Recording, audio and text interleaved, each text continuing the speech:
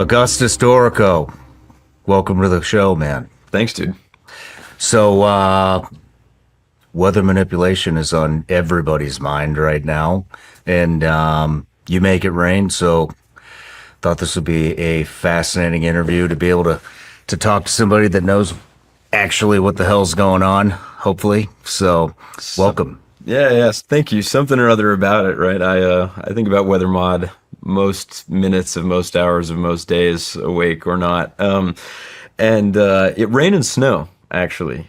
Snow we're even better at than rain right now. It's slightly easier. So talk about the differences. How much have you looked into, the weather manipulation stuff? There's a lot of conspiracies out there on it.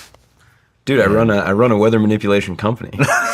so yeah, I know. So on the one hand, I know a lot about the research that the United States is doing, that China's doing, that the Europeans are doing, that the Middle Easterners, Saudi and the Emirates are doing. But then also I get letters in the mail about once or twice a week from guys that have just like totally lost their mind that say like, if you repeat this activation phrase, it will rain over you immediately because I've like typed it into the code of the ether. Someone that did like too much DMT or something. So I've got the full spectrum of the actual science down to the most schizo theories and a lot of stuff in between. Nice. Did you see the thing that just happened in Switzerland? Yeah. That glacier that whatever happened, like, it just cracked off and like completely buried that entire village. Yeah, it was like a town of 1,300 people or something, I think. That was a disaster. Is the suspicion that was manipulated? Not yet, but I'm sure it's coming out. Yeah, probably. It's it's funny actually. A lot of what we do right now in the Western U.S. is snowpack enhancement. So trying to prevent the glaciers from, melting away, cracking, becoming unstable, and collapsing. What did you say? Snowpack enhancement. Yeah, so making more snow. Making more snow to protect the glaciers. Wow. Yeah. That's happening? Mm-hmm. Interesting. Well, I got a ton of questions. I know that, there's a lot of, it's not conspiracy, it's real, right? The Vietnam stuff, we were trying to prolong the monsoon season over there to give us some type of an advantage. Operation Popeye. Yep. We're going to talk about that. You know about that, right? Yeah. Perfect. Yeah. Well, everybody starts off with an intro here. So, Augustus Doricko, founder and CEO of Rainmaker, a next-generation cloud seeding company, a USC Berkeley dropout, Thiel Fellowship, and member of El Segundo hard tech scene. Rainmaker uses weather-resistant drones to increase precipitation and novel radar hardware to measure how much man-made precipitation is created. Your first priority is reversing the desertification of America, of the American West, and ultimately to terraform deserts into abundant green, arable land. And most importantly, you're a Christian. Yep. That I am. That's me. So... That I am. That's me. But couple of things to go through here before we get started. So we're gonna do a life story on you. And but I have a Patreon account, and it's a community. Been with me here since the beginning, and they're the reason I get to be here sitting with you. And so one of the things I do is I offer them the opportunity to ask each and every guest a question. And so this is from Jason. Have there been discussions about who will be held responsible if a mistake occurs that results in harm to human life or property damage? Is it fair to say acts of God would become a thing of the past? It's a really good question. So we're definitely putting the cart before the horse a little bit here. But yes. So there are regulations right now throughout most states in America, particularly in the West, that require any weather modification operators have permits or licenses that are approved by the State Department of Natural Resources, the Department of Agriculture, Departments of Water Resources. And in order to get that permit or license, you have to use approved materials, you have to have certified meteorologists on staff, and you also have to have what are called suspension criteria. So if you make it rain or snow more, right, Obviously, one thing that people would be concerned about is if there were floods or avalanches. And what suspension criteria means is if there's already flood risk because a cloud is already naturally going to precipitate a lot, or if there's burn scars from wildfires that would cause really fast runoff and flooding, or if the soil moisture is already too high for the water to be absorbed into the soil and would cause flooding, or if there's too much snowpack and there's avalanche risk from having any more snow. Even if our customers want more water, we're regulated by the states in which we operate to not continue cloud seeding, to not continue making it rain or snow, to avoid causing any problems like that. And so if we don't adhere to those suspension criteria, then we would be held liable for any damage caused. And I think that's appropriate. And I wish the federal government had regulations that enforce that as well, rather than it just being done on a state-by-state basis. Now, with respect to the last part of that question, would that make acts of God a thing of the past? You can't totally manipulate or modify the weather the way that you could the air conditioning in your house at this point in time. It's a super complicated, super energetic system. We'll trend towards more and more of that as time goes on. So right now, if you were to cause flooding, that wouldn't be considered an act of God. You would have caused it. As time goes on, my hope is that we live in a world that is more green and lush and abundant and symbiotically flourishing between creation and the environment and mankind, so that, you know, we've engineered weather-related disasters away entirely. I'm just curious. I mean, how much do states actually know about this stuff? It's popped up. It's relatively new on the radar in a lot of people's minds. And so, is this like when Zuckerberg's in front of, you know, having a congressional hearing and he's talking to 80-year-old people that probably can't even open their email and they want to know how he's regulating Facebook? Or do these people actually know what the hell they're doing? Yeah. It seems to me like you would be light years ahead of them. So, you know, one interesting part of all this is that it's not really like a partisan issue, right? It's not that like Republicans like it and Democrats don't, or vice versa. Or that Republicans know about it and Democrats don't. It's really everything west of the Mississippi. People have some knowledge of this because those are the driest states in the union. They've been cloud seeding for the longest amount of time, or they've experimented with it the most because they need the water most desperately. You know, so Colorado and California, Texas and Idaho, they all have weather modification programs that the state funds. How long have they had those programs? So cloud seeding was invented in the United States. It's an American technology that was done for the first time in New York in 1946. So the very first effective weather modification operations were done in the 40s, after World War II. Then there have been a series of programs that have popped up either domestically or abroad in the decades in between. But we've never actually been able to prove that it works until 2017. What changed in 2017 was this. So to give you the overview of what cloud seeding is, about 93% of all of the liquid and ice water that traverses the lower atmosphere over the US, so the water in the clouds, right? About 93% of that doesn't precipitate over land. It just evaporates away or gets recycled by the oceans. That means that there's a ton of water up there that's just going to waste that you can bring down. So certain clouds that aren't naturally precipitating or that aren't very efficiently precipitating, you can identify those with radar. You can measure that there's liquid in them that isn't coming down, fly a drone up into them, disperse a material that freezes the liquid in the cloud. And we can talk about what that material is later, but disperse a material that freezes the liquid in the cloud into big, heavy snowflakes that become heavy enough to fall down. And if it's warm beneath the cloud, melt into rain. If it's cold, stay as snow. And so if you just blast a cloud, right, and then it rains, that isn't necessarily proof that you caused it to rain, right? Like maybe you're just good at picking clouds that were going to rain anyway. And so nobody could really justify doing this at scale up until 2017. And what changed then was the National Center of Atmospheric Research, an organization called NCAR out in Colorado. They realized if you have the right wavelength of radar, of dual polarization radar, which I'll talk about again in a sec too.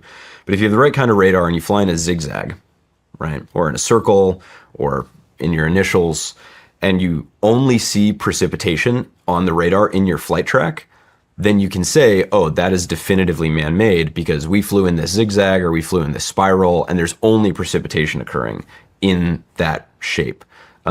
They did that in Idaho in 2017 multiple times. And that was the very first time that people were able to show, one, that it was unambiguously working, and two, that they can measure how much water they put on the ground. And so most folks, even in the scientific community, are still catching up to speed with this tech. The regulatory community, some people know about it, think it's cool. Some people think that it doesn't exist. Some people don't know the difference between cloud seeding and geoengineering and a bunch of other stuff. But I'm in that category. We'll talk about that then. Yeah. Everybody gets a gift starting off.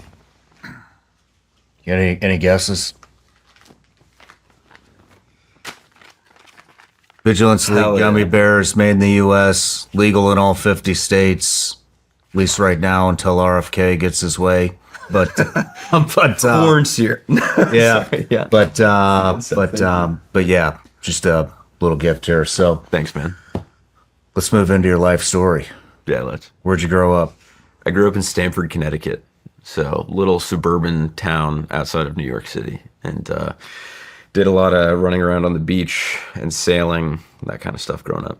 What'd your parents do? So my dad was in data centers really early. So he was building and selling data centers, compute first to the people in New York, then eventually to the tech companies like, Google, Microsoft, the ones that you can think about. Then my mom, she was a pattern maker for a fashion house in Europe before she moved back to America, met my dad, had me, and she was a stay-at-home mom. And she both my parents are spectacular people, but my mom for staying at home, I'm especially grateful for. How old are you? I'm 25. 25 years old, making it rain, huh? Yep. No, I'm just kidding. That's the goal, though. That's the goal, right? But that's awesome, man. Well, what were you into as a kid? Sailing, a lot of sailing. And then, candidly, I was a pretty big dork. I was reading a lot of philosophy. I was into history. It sounds like super unrelatable. I played a lot of video games. So there's this one video game called Europa Universalis. You know the board game Risk? Yeah, I used to play Risk. Yeah, okay, so Risk is great. Now imagine Risk, but you either have to be super autistic or have a spreadsheet open to play it well, because you're managing like where your iron supply chain goes and where you get your spices and where the wheat's grown for the economy and all that kind of. So I played that. And then another video game that I liked a lot was called Spore. And so Spore, basically, the important part of the game is you're this like spacefaring civilization, and you can trade with other civilizations out in space. You can fight wars. You can explore. But the thing that I really liked was always terraforming. So taking a planet that was totally uninhabitable and then actually engineering the atmosphere to like put colonies down there, sort of like what we're going to do to Mars. Wow. So I thought about that a lot as a kid too. But yeah, so space, sailing, philosophy. What else did I like? Probably giving my mom heartburn, running around construction sites late at night, that kind of thing. Pretty bright kid, right? I was and am a moron. Oh, right. Yeah. But no, I mean, I like school. I like school. You dropped out of Berkeley. Yeah. Yeah. So I didn't like it that much, I guess. But I went to Berkeley because, one, my mom was whispering in my ear from the time I was a little kid, like, we have to go back to California, because she's from Huntington. And then that plus Berkeley having the best physics program that I got into, that's why I went there. And the reason why I wanted to study physics was, I grew up an atheist, and there's this Heisenberg quote, not the guy from Breaking Bad, but the physicist, that says, when you take your first drink from the cup that is the natural sciences, you find atheism, but down at the bottom of the glass, there's God staring back at you. And so I wanted to study physics because I wanted to see whether God was real or not. And turns out the physics part didn't help so much with figuring that question out. It was mostly the Bible, actually. But that's why I went and studied physics there. You made your determination. Yeah. So I got baptized April 10th, 2021. Oh, congratulations. Yeah. Thanks, man. Glory to God. Jesus saved my life. Me too. But you dropped out of Berkeley. Oh yeah. Sorry. I was studying there, right? But then, and for what it's worth, just for people listening, because they're going to hear that I went to Berkeley and think that I'm a Berkeley person. What's a Berkeley person? Well, I mean, there's a bunch of like pretty smart physicists and cool guys, and I have a lot of friends from there. But it's mostly people think of like the folks that like. You don't have to go there. Yeah, you know what I mean? I know exactly what you're talking about. I never dyed my hair blue, let's say, right? And so what happened, though, was I was there when the pandemic started. And at the time, I was like, well, seems like the world's going to end. I was pretty spooked initially. And so I went back from Berkeley to Connecticut for a little bit and then realized pretty quick that I probably wasn't going to die from COVID and didn't really like being locked in my house. So I moved to Fort Worth, Texas. And while I was there, I was doing school online. I was a data scientist full time. So like just coding stuff. And then because I didn't know anybody, I became a personal trainer at a gym down the street from me. And interestingly, of those three things, Berkeley, data science, and the gym was like the most productive by far. One, because when I was a freshman in college, I got there and I was 150 pounds, right? So I was like skin and bones, got up to like 185 and was lifting a lot. But two, while I was there, I met the biggest water well driller. So the guy that put holes in the grounds for farms and HOAs and factories, the biggest water well driller in DFW, in Dallas-Fort Worth area. So he's the one that taught me all about water. He started a business in addition to his drilling company to handle the regulatory reporting for, farmers mostly, because all of the aquifers in the Western U.S. are being depleted. So all the groundwater is running out. So we're going to have something like, unless Rainmaker does really well, a Dust Bowl 2.0, but this time it'll be way worse because once the aquifers run out, they're permanently empty. So anyway, the states are regulating how much water you're allowed to pump. He was doing the reporting for those people. He was reading how much water they used on their flow meter. And we co-founded a company that automated the regulatory compliance for farmers. So IoT flow meter, some software that I wrote, it was like TurboTax for groundwater users, made their life a little bit easier. And then when I told my friends back at Berkeley, like, hey, I've got this software thing on the side, they're like, well, a Berkeley student with a software company is supposed to drop out of college. And so that's what I did. Nice. Yeah. Nice. Summer's here, and if you're anything like me, you didn't spend the winter just sitting around. You stayed sharp and kept moving. And now it's time your gear caught up. And that's why I want to introduce you to Roka. I've been looking for eyewear that can handle any situation with performance and style. And let me tell you, these aren't your average shades. I've tested them in the real world from shooting to fishing to off-roading, and they hold up. They're lightweight, don't slide around on my face, and can take a hit without falling apart. And the best part, they look good.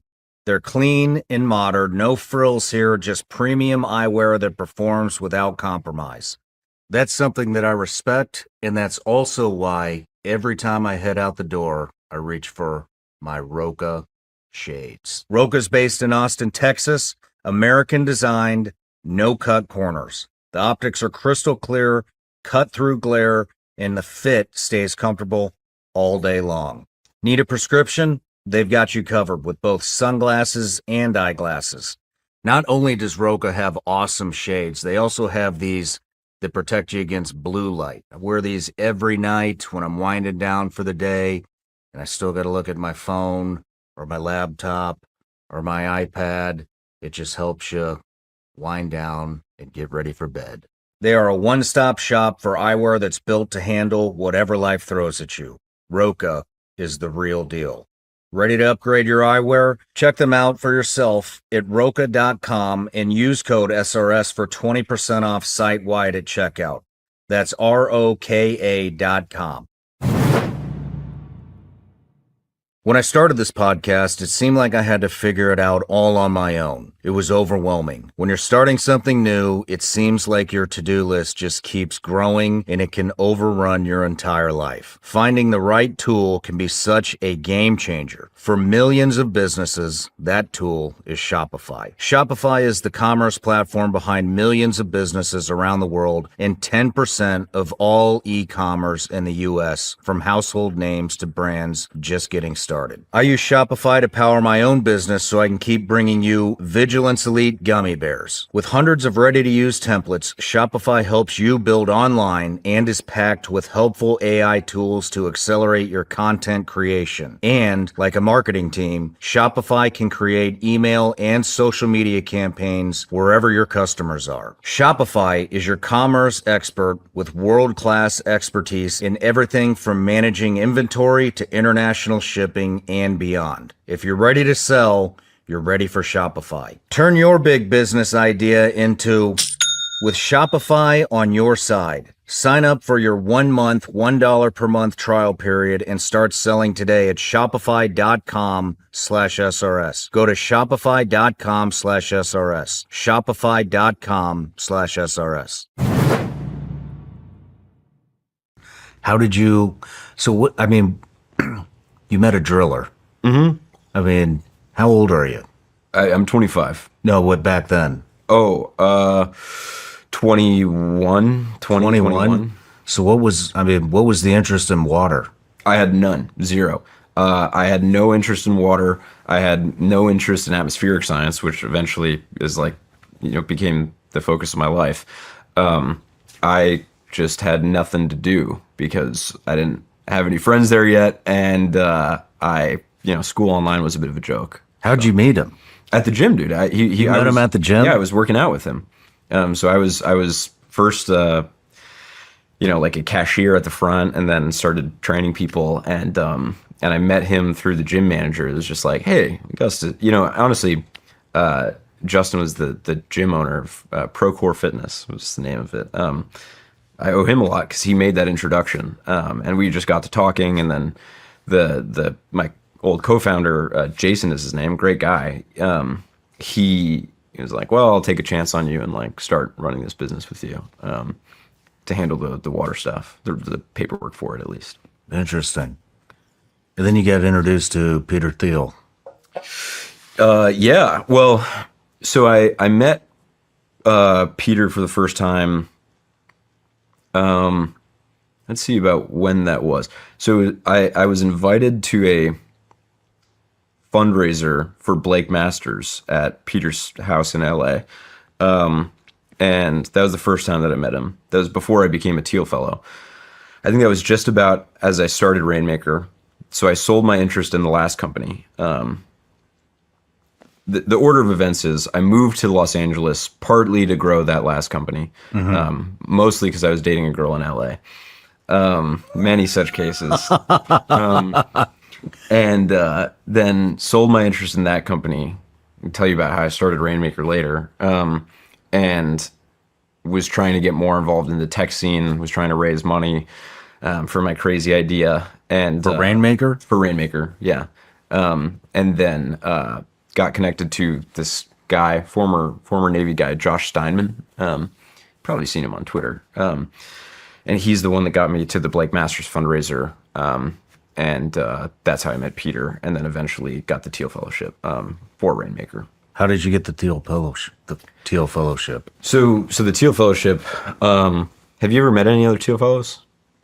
So the premise is basically college is unnecessary and a bit of a scam, and you can probably learn more and have a bigger impact if you just drop out altogether.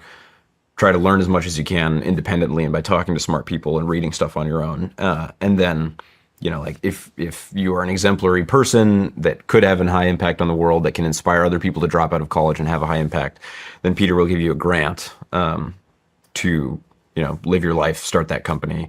And he thought that Rainmaker was it was a consequential enough idea to inspire other people and to have a big impact. And so that's why he gave me the grant. Interesting. So I mean, how does he make the determination? How does he meet fellows and It's a lot of crazy guys. It's Is it? a lot of, yeah. I mean, is it a competition or do you just get Yeah. in front of him and if he likes what you're doing and no. So there's 20 that are selected every year, and there's probably tens of thousands of applications. wow. And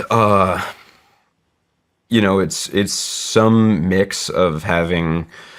You ever read the book The Right Stuff? No. It's by Tom Wolfe. It's about the initial test pilots that became the first astronauts on the Gemini and Apollo missions.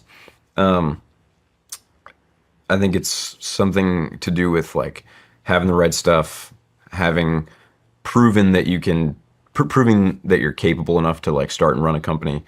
And then, he's a bit of an inscrutable man. So whatever other factors go into that decision, I'm not sure. But he seemed to like this one enough. What was your pitch? We're going to turn all the deserts green. We're going to end water scarcity and make Earth more habitable and green and lush and abundant than it ever has been before. Backtracking a little bit, I forgot something. Weren't you developing something for the International Space Station or what were you doing there? Yeah, so I was in high school. I mentioned that I was really into space. In high school. Yeah. So I didn't build anything crazy. Well, I didn't build any. Anyway, long story short, there's something called the Student Spaceflight Experiment Program, where a bunch of high schools and universities compete to design experiments that'll be conducted on the ISS. And my team and I in high school designed this experiment to study essentially just cell replication in space to see if there was any difference between how organisms grow. And so we won that competition and then got our experiment launched on a Falcon 9 rocket up to the ISS. And the astronauts there conducted it. Are you serious? Yeah. In high school you did that? Yeah. Yeah. Me and a team of other guys, but yeah. What does that feel like? That was the most inspired and proud I'd been in my life up until that point. And I would say roughly in order, something like getting to know Jesus Christ, having made precipitation, and getting to send something to the ISS were like biggest life accomplishments probably. That's pretty amazing. At age 25, that's crazy. Did you follow that experiment? Yeah, unfortunately, we broke one of the test tubes. So in one of the experiments, there was a bunch of glass in it, which was bad for the cell replication. Yeah, man, the other results were, and other people have studied this, that things grow very differently in space. One, because of radiation. Two, because gravity and the electromagnetic field of the Earth has a very poorly understood impact on how organisms evolve. So like there's this company right down the road from me in El Segundo called Varda, and they launch small orbital factories into space because if you don't have any gravity, you can synthesize all kinds of different materials that are too sensitive essentially to be made within Earth's gravity. And so they're doing all types of new drug discovery. They're making much more efficient conductors. We should be making a lot more stuff in space just because of how much cleaner it is, how much more efficient it is. And I think that we'll see some really incredible stuff in the next 10, 20 years because of it. What do you think we should be making in space? Well, one, probably a lot of semiconductors, a lot of chips. So if you build a computer chip here on Earth, right, you have to make these insane clean rooms. Like any amount of particulate can destroy millions, tens of millions, hundreds of millions of dollars worth of machinery and boards. And so if you just launch it up into the vacuum of space and manufacture it there, you have an infinitely sized clean room.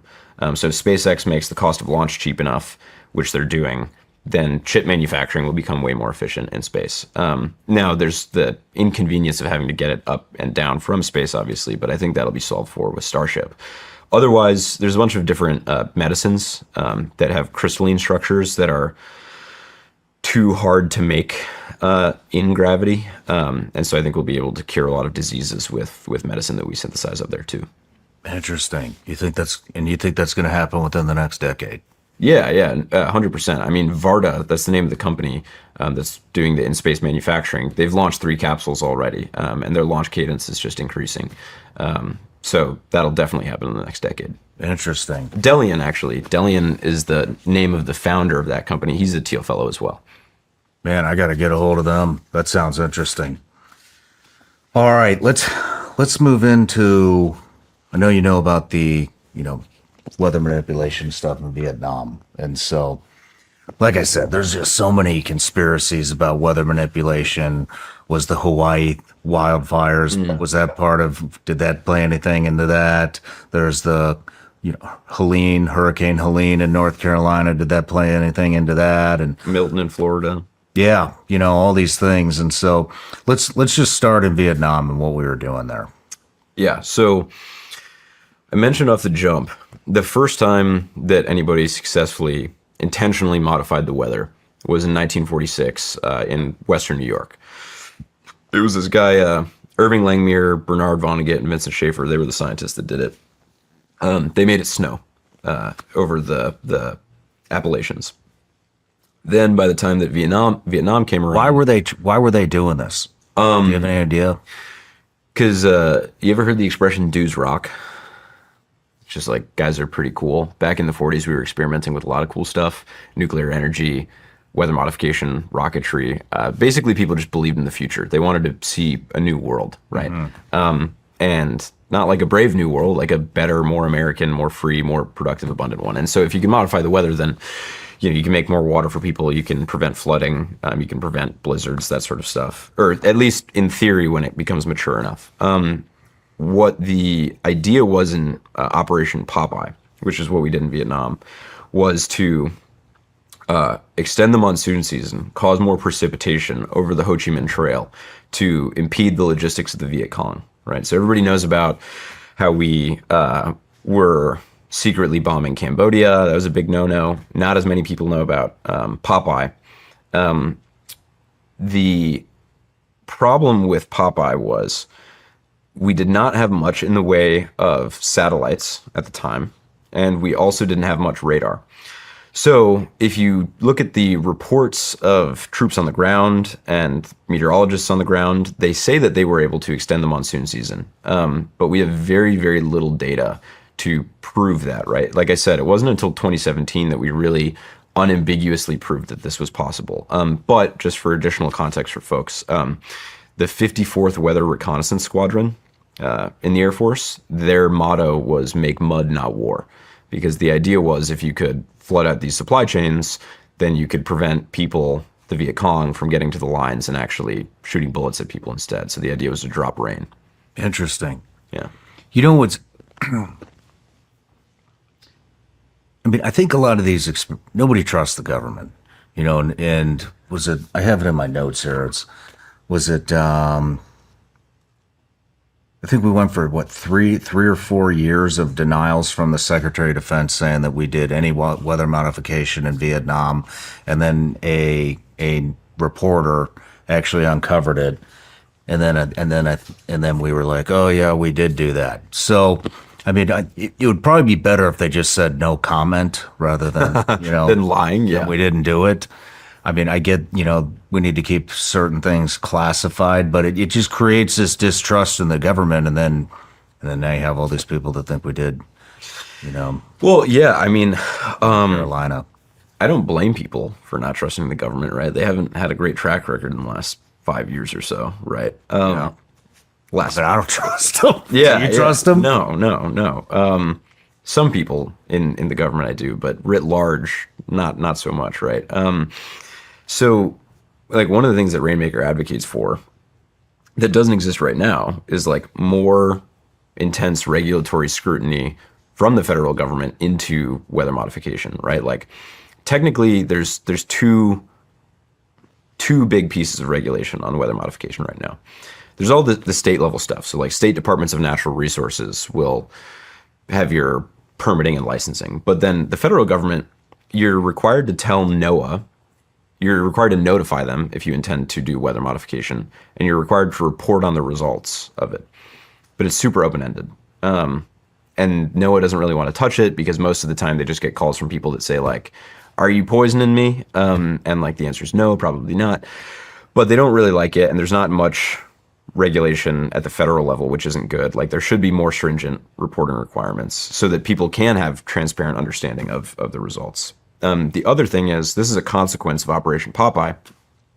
There's something called NMOD, which is this treaty from 1972, I think, that in the international community, so how real international law is, I don't know, up to you, but it technically bans the weaponization of weather modification. So it is, at least on the books, totally illegal to weaponize this tech. Who else is involved in weather modification? I mean, we saw UAE flooded their, was it Dubai? They flooded out.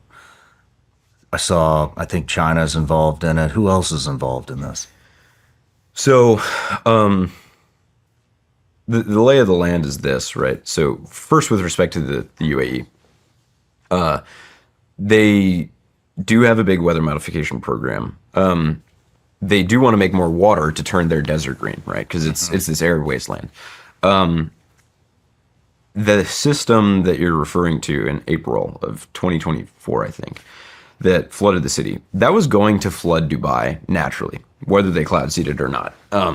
Like we know that because it had already rained in Saudi, it had already rained in Qatar, the system went on and precipitated in Iran, and it caused flooding everywhere. And none of those cities have any drainage infrastructure because they didn't build the cities for that because they didn't expect rain, or expected very rare rain. The soil also, it's just sand, so it can't retain much water. So whether the Emirates cloud seeded or not, it was going to flood the city anyway. So that's worth pointing out from the jump. Now, with respect to who's doing this globally, it is really Rainmaker Technology Corporation, us. We're trying to take the best-in-class research from American researchers and European researchers. We're trying to operationalize all the stuff that they've been studying for the last decade. Then there is the Chinese Meteorological Administration. The Chinese Meteorological Administration has a $300 million annual budget for this. They have 38,000 employees. There are 2 universities in China that offer bachelor's degrees in weather engineering, not in meteorology, not in atmospheric science, not like predicting and forecasting the weather, specifically in engineering the weather. They have a weather modification program in every province in China. They are retrofitting their highest grade military drones to conduct weather modification operations. More than double-digit percentages of the water in the Three Gorges Dam, biggest dam in China, they attribute to precipitation enhancement operations. Inner Mongolia, right, the border with Mongolia and China, they're actively turning green by making it rain more there and planting trees. No kidding. Yeah, and they're doing initial experiments on flood mitigation all over Canton as well. So they're the most sophisticated by far. And more still than that, they're collaborating with other governments around the world to export their technology and have control over the weather there. So like the Thai government has, this is actually a pretty cool thing. They have what's called a royal rainmaking department because they have a king, right? I don't know. It's a cool name for an organization in the government. They collaborate with the Chinese Meteorological Administration. So China does a lot of their weather modification. Then in the Middle East, they have some researchers of their own, but it's really this sort of great power politics between the United States government, which is not super involved in weather mods. So really it's just me and my pals going there advocating for us, versus all of the best Chinese researchers. And the Chinese researchers, not only are they using more sophisticated drones, more sophisticated radar to measure what the results of the operations are, they've designed different kinds of nanoparticles that are way more efficient at inducing precipitation than anything that we have stateside right now. So lay of the land is, there's Rainmaker, which is probably the best in class in the world, maybe only next to the Chinese Meteorological Administration. There's the CMA. There's all of the governments that basically we are bidding against the CMA for like market share in. And then there's kind of all the like snake oil salesman guys that are just flying a plane up, blasting something, and then saying, mission accomplished, we did it without any scientific backing. Interesting. How many countries is China working with on this? Do you have any idea? No, I don't know how many exactly. You wouldn't be surprised to find out they're pretty obtuse about it, but they have explicitly said, there's a blog post I can send you after this that they published, where by 2030 they want to export this tech, not to be explicitly part of Belt and Road, but to be a means of exerting soft influence over all these countries, right? Because if China owns all of the shipping infrastructure, right? So like shipping and receiving energy infrastructure, that's already huge leverage over East Africa, Europe, the Middle East. But if you control the water supply, that's a much more consequential thing to have leverage over. Yeah, that's wow. They're smart, man. They're smart. They are, but I believe in American exceptionalism. I think that, I mean, for one, what it's worth saying is like I am not a pacifist, but I really do not think that war is good. I think a lot of the time when technology companies talk about China, like they saber rattle and sort of froth at the mouth at the idea of war, because practically speaking, like you can get your bags pumped by the U.S. government funding you to do, weaponization stuff. I don't like that. I really wish that we had a rivalry with China, but were less anxious to fight with them. All of that said, though, I think a lot of that comes from the stuff going on in Taiwan right now. totally, right? And like we need the chips in Taiwan. I get that, but like I don't know. I would prefer that we're inspired to action and get really serious about weather modification and all these other strategic technologies, because we do want to be the strongest power in the world, and we do want an American vision for the world and for space in the future, but not one that is on a collision course with China in World War III. Well, a lot of people are really skeptical of weather modification, me being one of them. And so let's talk about the difference between geoengineering, chemtrails, and cloud seeding. Totally. So let's open with cloud seeding, right? Cloud seeding was a technology invented in the United States by American scientists in 1946. It is super localized in its effect, both in space and time, meaning you can make it rain or snow more over an individual city, over 100 square miles at a time. Precipitation happens, 15 minutes to a couple hours after your intervention. And if you stop operating, right, if you stop cloud seeding, then you stop affecting the weather. It stops changing, right? So you can turn it off whenever you want. Also, because we were doing all of these experiments over the course of the last 80 years, we have data on its safety, right? We have data on the materials that we use. So people have typically used material called silver iodide to freeze the liquid in the cloud into these big snowflakes that eventually precipitate, melt into rain, or stay as snow. Silver iodide, its toxicity is like 10 times less than aspirin, for one. But more than that, more importantly than that, after decades of operations in Utah and Idaho and Colorado and California, because there were all these old programs, like I mentioned, they only added 8 parts per trillion more soil or more silver to the soil. And there's already 2 parts per million silver in American soil as it stands. So they added 1 million times less than what's naturally there. There's no adverse ecological consequences, agricultural consequences to human health. Like it's way below the threshold where you'd start to see anything like that. So cloud seeding is just a way to make more water. It's super local in its effect. It's pretty well characterized, and we know that it doesn't have any adverse ecological consequences. On the other hand, there is geoengineering, particularly solar radiation modification. That is a pretty new technology. The way that it is proposed to work is dispersing particles in the upper atmosphere to reflect sunlight and cool the planet down. Totally unlike cloud seeding. In order for cloud seeding to work, you need a big fluffy cloud that's already there. Solar radiation modification, you just put it up at like 60,000 feet. It's an interesting technology, but it's one that is like almost entirely untested, and we should be way more scrutinous of and skeptical of before we deploy it at scale. Because like, well, we don't really know what's going to happen yet if we cool the planet down by a degree Celsius. We don't even know if we want to do that, right? So that's the main geoengineering technology that exists. And then there's chemtrails or contrails, right? So that's the streaky things in the sky that people see behind airplanes. The first and most important thing to say is if you see those long streaks in the sky, that's not cloud seeding. Whether it's contrails or chemtrails or anything else, it is not cloud seeding. For cloud seeding to work, you have to have a big fluffy cloud with natural water.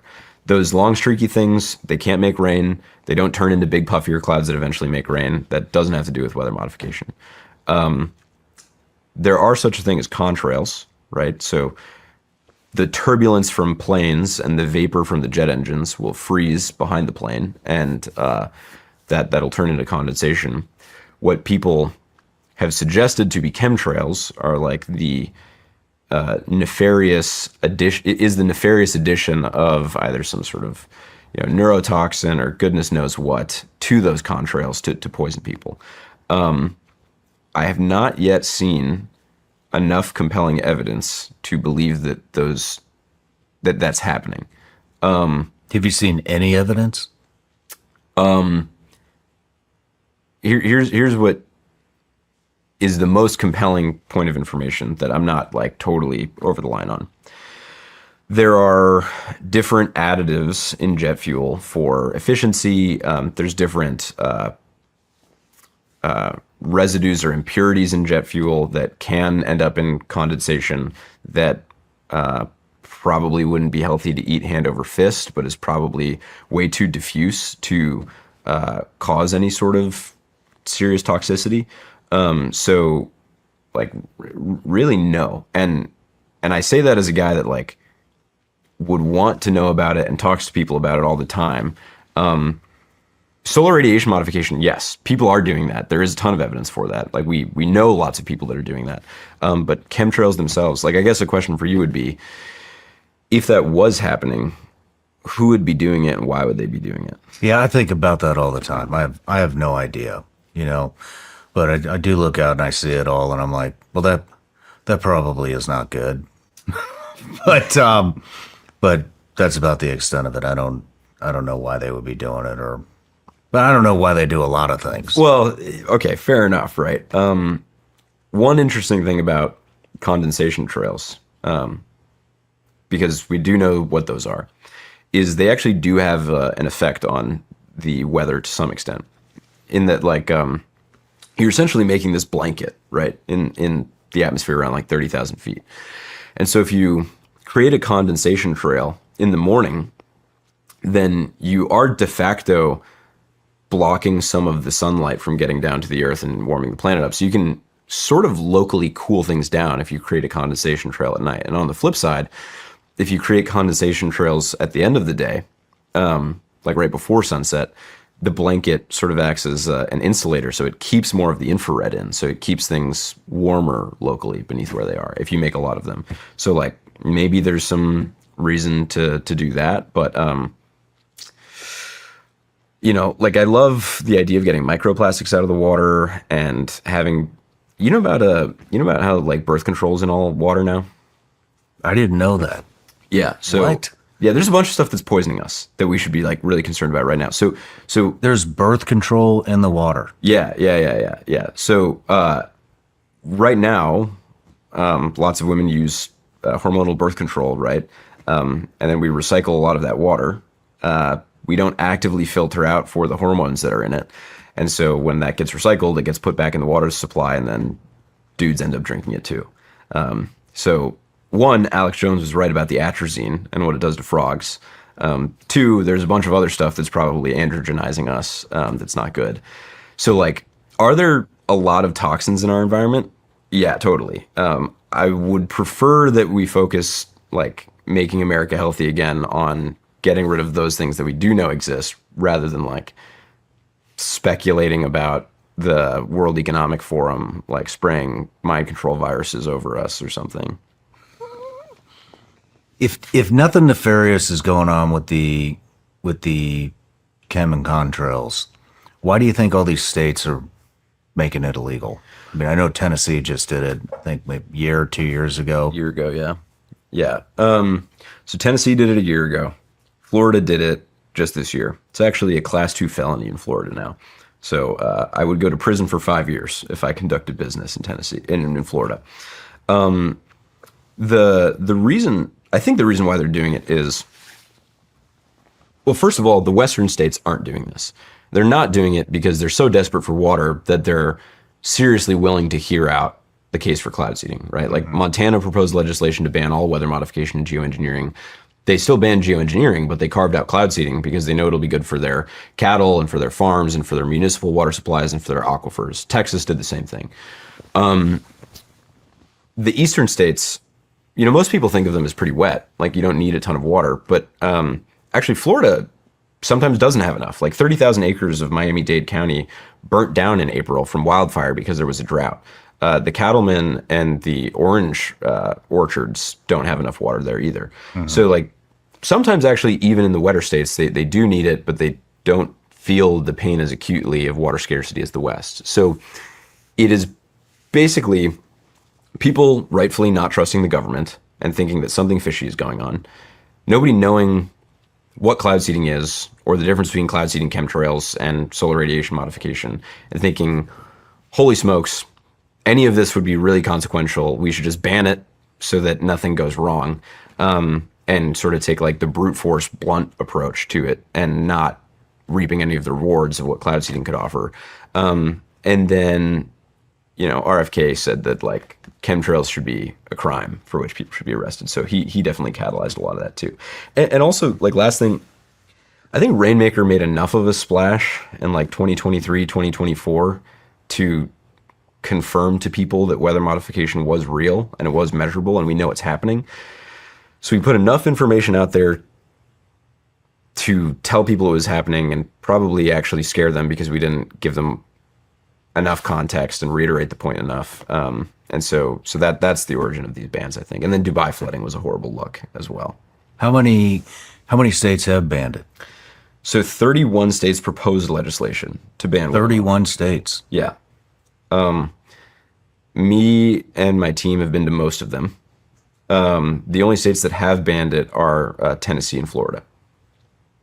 And I mean, you think about it this way, right? Like, I was listening to another one of your podcasts with the retired two-star, the guy that runs the space manufacturing company. Steve Quast. Yeah, Steve Quast. See, I was going to bring, I don't want to cut you off. Go ahead. Well, no, please. I was going to bring that up because in his interview, I don't remember the chemical or whatever it is that they're using to, he was talking about how Elon Musk wanted to use this thing where basically he put some type of a additive in a sponge-like substance and you run fans on it and it produces all this water. And that Elon wanted to use it to cool his rocket pads down there and got denied because Texas was like, we don't know how to tax you on this. Yeah. So then he had to use all of the regular water, which seemed like a huge misstep on Texas for not allowing him to do that and sucking up all that water in a dry state. But yeah, that's where I was going with that. Yeah. Well, I mean, that's exactly the point that I was bringing up too, right? Like, China and other countries around the world, the United States back in the 60s was like this. Like, they are investing in things and they are permitting things and they are regulating things smartly that like make more abundance, that make more energy, that make more water, that make everybody's lives better. The United States, for whatever reason, just like bans and regulates stuff out of existence that makes, one, all of our lives worse and us as a country less competitive. And so, you know, do I fault people for being scrutinous and skeptical of weather modification and wanting to know what's going on? Like, no, totally. This tech is going to be maybe the most consequential, if not like the second or third most consequential technology in the 21st century. I think the first is going to be, well, I mean, maybe there's four. It's really like AI, nuclear energy, rocketry, and weather modification. Those are the things that are going to make our descendants' lives look like fundamentally totally different from anything that any other human has experienced. But if we regulate it in a smart way and like permit it to happen in a way that benefits people, that's like a no-brainer. Having the most cost-effective way to produce more water when you want it, like why would you pass up on that if you can prove that it's safe? I think people, it's new. People don't like new. And then what are the implications of weather modification that we don't know about? And like how does it manipulate the rest of the weather by changing the ecosystem? So for example, I don't even know if this is true, but I spent a lot of time in Afghanistan, very dry in a lot of those in a lot of Afghanistan's, it's a desert. In the north, it's not. But it was rumored that they had chopped so many trees down to keep themselves warm. There's no trees, in the southern part anymore, and it actually changed their whole ecosystem, and turned it into a desert because they had chopped all the damn trees down. And so, I think people are really concerned is, what are the effects that we don't know about and we will not know until this comes to fruition and everybody's cloud seeding. Yeah, and it's worth asking that question, right? But we have 80 years of data on its safety and on its efficacy. To reason by analogy, right? Like California's Central Valley, it used to be a mix of desert and swamp. It was a wasteland at the beginning of the 1900s. And because we built new infrastructure, had new technologies for pumping water and desalinating water, we turned that into the most productive agricultural region in the United States. It feeds tens of millions, if not hundreds of millions of people around the world and produces 40% of all of our fruit. We changed that ecosystem and it was way better for everybody else. So, should we regulate these things? Should we be cautious and do it maybe with relatively slowly or with just caution, at least totally? But every day that goes by that people don't have enough water, I view it to some extent as guilt on me for not having made enough water to feed more people, to make everyone's lives better. And that weighs on me a lot. So, should we be scrutinous? Yes. To your point as well, you said what if you totally change the ecosystem? Could something bad happen? I was talking to, was it Will earlier in here? For the Wyatt. One thing to think about that is actually sort of a fun thought experiment is greening the Sahara, right? Sahara Desert, huge wasteland. If you turn the Sahara Desert green, that actually would not be very good because the dust from the Sahara that goes over the ocean, over the Amazon, results in a lot of the cloud condensation and then precipitation. So if you turn all that green and the dust stops getting kicked up, you might actually reduce the precipitation of the Amazon. So when Rainmaker gets to the scale in a decade or so of actively terraforming the planet, making it more lush and green and symbiotic than it ever has been before, we're going to have questions that we have to answer about what the consequences will be globally. But I think that humans are pretty good at engineering solutions and building new technology and building new systems to make the world better. I guess the counter with that to that would be, I guess you would just cloud seed more over the Amazon, right? Bingo. Yeah, exactly. But, is there any talk of how this would, maybe intensify hurricanes or tornadoes or any other, natural disasters that may not be natural disasters anymore? Have you heard of Project Storm Fury? No. So, about the same time period as Popeye, the U.S. Air Force, in collaboration with the U.S. Weather Bureau, which eventually became NOAA and the National Weather Service, they were flying into the Atlantic Ocean to seed hurricanes to try to prevent the amount of damage or mitigate the amount of damage that they did before they broke against the eastern seaboard. And so the idea was, one, precipitate water out of the storm so that there's less flooding that occurs from it before it reaches land. And then two, if you freeze the liquid in the cloud, that releases a little bit of heat. Freezing is exothermic. And so if you seed the storm and it releases heat, you have the same amount of energy, but you expand the storm, like the heat advects it out. And so the wind speeds will be less on the exterior as well. So you get less damage from flooding, less damage from severe winds. We tried doing that. The problem then, though, was we didn't have anything in the way of satellites. We had no radar over the oceans. And so we couldn't even measure what the results were, really. So we gave it a go. Nobody really knows whether it was effective or not. But I think that the thing to consider is like, Rainmaker right now is just making more water for like farms, utilities, right? That's our bag. That is what people immediately need. We can do it at small scales. It is worthwhile. And people really want that. We operate all over the Western US. Someday, like, I don't think drought is the only thing that we should solve. If you could engineer away severe weather, flooding, if you could mitigate hurricanes, if you could mitigate hail, you'd have to do a lot of experiments to prove it was safe first. But why would we let the eastern seaboard of the United States keep getting blasted with hurricanes if we could build a solution for it? Makes sense. And then, going back, to what if this does intensify hurricanes or,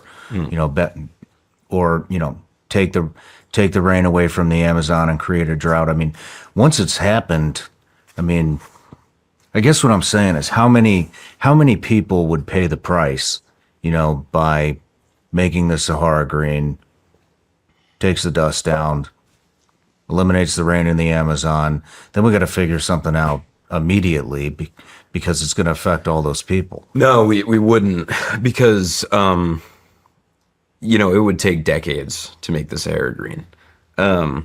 You'd have to do that step by step, piece by piece. It'd be a very slow process, and with cloud seeding, you could turn it off whenever you want. So in that long process of trying to do large scale terraforming, you would be able to stop at any point if you didn't like what was happening from producing more water in one place versus the other. So I don't think we would have to have a solution at the drop of a hat. And also on the flip, even if we did, and I think that we don't, right? Because it would take so long to deploy this tech, to cause these things. There is suffering now.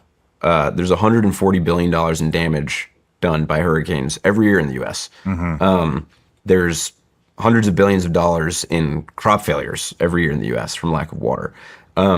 So it's not that like this tech is without risk, but like there is a horrible problem right now because there isn't enough water and because we have severe weather, and like I guess in principle, right? Like you're saying you're concentrating on the need. Yeah, exactly. Versus, what could happen. You want to fill the immediate need. I think about both, right? Because I don't think that the unknown unknowns are that great. Like I said, we have 80 years of data on this stuff. Like we know pretty well how it works. And we haven't seen any of this sort of adverse consequence. I mean, at the very least, right?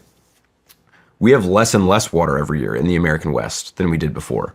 So like, maybe we only get this far, but let's just get back to baseline, right? Like, let's just get back to the amount of water that we had 40 years ago, because we knew that it was safe and stable then. So like, let's make sure that Lake Powell is full. Let's make sure that the Great Salt Lake isn't evaporating. Let's make sure that Phoenix and Tucson and Salt Lake City and Las Vegas and Dallas and Denver and all the cities in the Central Valley and California writ large have enough water, that the same amount of water that they used to even. Let's start with that. Because that's going to take a lot of my time for the next 5 years or so. And then after that, we can get into the more pie in the sky stuff. But for now, more water on the ground so that we get back to baseline is the number one priority. Roger that. Let's take a quick break. Cool. When we come back, we'll talk about how this all works. The national debt is spiraling out of control. Trade wars are causing record volatility. and inflation continues to rise. Are you prepared for what might be coming in the rest of 2025? Don't sit on the sidelines. Take action today to help protect your hard-earned cash.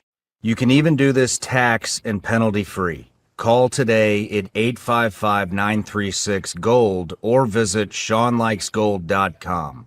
Have a plan, get organized, and protect what you've worked so hard for. Right now, you can get a free 2025 gold and silver kit from my partners at the top-rated precious metals company, Goldco. Learn more about the benefits of gold and silver, especially during these economic times. Plus, you could get unlimited bonus silver if you qualify. That's unlimited bonus silver. Help secure your future today. Visit shawnryanshow.com or call 855-936-GOLD. That's shawnryanshow.com or call 855-936-GOLD. Performance may vary. You should always consult with your financial and tax professional before making an investment decision. Smart money moves are all about getting more out of every dollar. With Rocket Money, you can easily find forgotten subscriptions and have them negotiate bills for you, putting money back in your pocket. And with all those savings, Rocket Money practically pays for itself. Rocket Money is a personal finance app that helps find and cancel your unwanted subscriptions, monitors your spending, and helps lower your bills so you can grow your savings. With Rocket Money, you get alerts if bills increase in price, there's unusual spending activity, or if you're close to going over budget. The new Goals feature automatically saves money for you so you don't have to think about it. Rocket Money has over 5 million users and has saved a total of 500 million in canceled subscriptions, saving members up to $740 a year when they use all of the app's premium features. Cancel your unwanted subscriptions and reach your financial goals faster with Rocket Money. Go to rocketmoney.com/SRS today. That's rocketmoney.com/SRS. rocketmoney.com/SRS. All right, we're back from the break. We had a little discussion about the grids. Yeah. People walk outside, they see the grids with the cloud seeding. What is that? It's not grids with clouds. I mean, I'm sorry, Yeah. with the chemtrails. Yeah. Listen, man. There's an email, contact@rainmaker.com. If anybody has credible scientific evidence of deliberate contrail, chemtrail manipulation of the weather or like poisoning, send it there. I want to see it. My chief of staff is going to kill me for saying that because he's going to get a bazillion. You're about to get emails. bombarded. But like the crisscrossing thing that people see in the sky, it's just a lot of airlines, man. There's a lot of planes that fly in different directions. And so the ones that go east and west and north and south happen to intersect. And sometimes it looks like a grid. And humans are really good at recognizing patterns. So we see that pattern and think something's going on. Nothing yet, man. This is what it is. Yeah. It's just people don't like the boring answer, huh? There's a lot of crazy stuff that is actually happening. So like, let's talk about that, like all of our kids' minds are being melted by TikTok, and there's birth control in the water, and there's plastic in everything that we touch, and China is stealing all of our IP and all of our actual critical industries. And actually, my company can manipulate the weather. So like, those things are all real. That's more interesting to me than making stuff up. What was the birth control thing again? Yeah, so women are, women take hormonal birth control. They then, urinate. That goes into the water system. A lot of cities recycle their water, but we don't have any specific filtration mechanism for those hormones. So they just get recycled and pumped back into the municipal water supply. So is this like a significant amount of birth control in the water? Yes. And there's an infertility problem. Yes. How does it affect males? Do you know? It makes you more asexual. Yeah, so it makes you less of a guy and more of a sort of, I don't know, like the way that most guys are now. The way that most guys are now. Yeah. I've heard there's so many conspiracies about the chemtrails, and I've heard that they're spraying estrogen in the air to. Well, let me tell you something though. Oh shit! Here we go. So the material that we use, it freezes the liquid in cloud into snowflakes that fall, right? Pure testosterone. It's not as effective, but it's almost as effective as silver iodide. So if we really want to make America healthy again, We'll all be showered in testosterone. I can make that happen. Oh man, that's. Have you ever heard of Soul Bear? Mm-mm. I interviewed them about, I don't know, 2-3 years ago, and they basically had come up with this formula where they would chemtrail it with a plane and spray this this solution over trees. And basically what the solution supposedly does is it's almost like a tanning lotion that you put on the trees. And it keeps it allows them to it allows plants to do photosynthesis a lot longer than normal because I think it has to be like 72 degrees or something for that to occur. And so this enables it to do more, which would clean the air and all this other stuff. I didn't know if you had heard of them, and No, I haven't. But basically it helps trees grow a lot faster. yeah, I don't know whether that is healthy or not or what it's made of, but like if it is helping green stuff. It works. They gave me a bunch of samples. I sprayed it all Really? over a bunch of trees, and they blew up. No way. Yeah, to 100%. It works. That's fascinating because long term, Rainmaker has to do more than just like making it rain more, right? Like we have to automate tree planting, we have to figure out how to make the trees grow faster, or we have to make sure that the soil retains more water. So that tech sounds super, super interesting. So that's an interesting point, because when you were talking about, greening the Sahara, I mean, where would the soil come from? So rather than the Sahara, right? Let's like take Arizona as an example. Kingston, Arizona, a lot of that soil is the same mineral content as the Central Valley. It's just not productive because there's not enough water, right? So there's a ton of areas in the world where it's like ready to farm if only for water supply. So like you can start with those and you don't need to change the soil too much. Now, in the case of a lot more arid regions, how do you get the amount of nutrients and water to stay in the soil for actual plants to grow? Because if you plant a seed in sand, like probably no dice, right? There's these things called hydrogels or biochar, or just like manure that you can till into the soil to, one, put nutrients there, and two, allow the soil to retain more water. So if you just have an automated tractor or combine or something that grates the soil, mixes in, this water retaining material, then that instantly becomes much, much, much more arable. Interesting. Let's talk about how this all works. Okay. How does it work? You have water in clouds, right? I'll walk you through the form of the tech that we understand very well, and then a proposed alternative way. You have water in clouds. 80% of precipitation-ish that occurs on the planet happens because you have water in clouds, and then you have natural dust, or you have bacteria that gets kicked up from the soil, all natural stuff, that the water freezes onto, turns into big heavy snowflakes, and then falls, either stays as snow or melts into rain, right?